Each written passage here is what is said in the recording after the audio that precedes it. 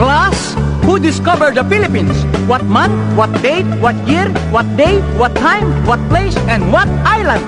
Sir, masyado namang kabit-kabit ang tanong ninyo eh. Talagang ganyan ang tanong, kabit-kabit. Ang sagot, kabit-kabit din. Ako, sir, alam ko. Yes, Bindoy? Magellan discovered the Philippines March 16, 1521, Saturday, 3 o'clock in the morning, town of Mactan, Limasawa Island. Good! Who killed Magellan? Lapu-Lapu. Good! Who killed Lapu-Lapu? Kusinero. Nang unang panahon ng sabi ni tatay, the Philippines discovered by Magellan.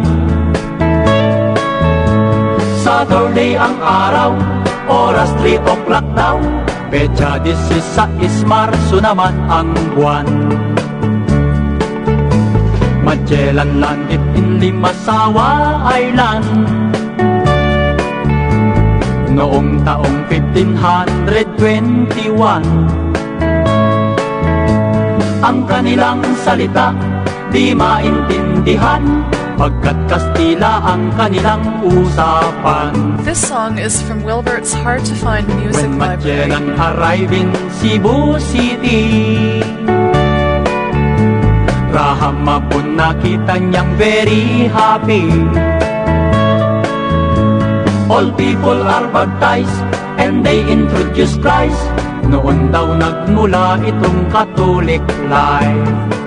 Nang si Magellan ay nasa Mactan, lahat ng tao gusto'y binyagan.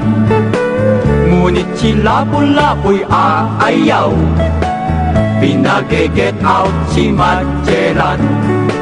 Si Magellan ay nagwala, pagkat bigla daw napahiya.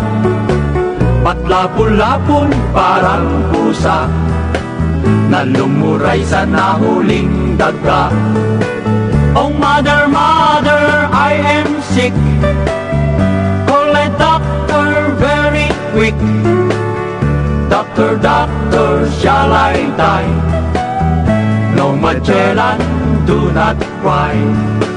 Si Magellan ay na-dead ball, si Lapu-Lapu ang nag-champion. Sa history natin ngayon, itinuturo sa all school, itinuturo sa all school, itinuturo sa all school.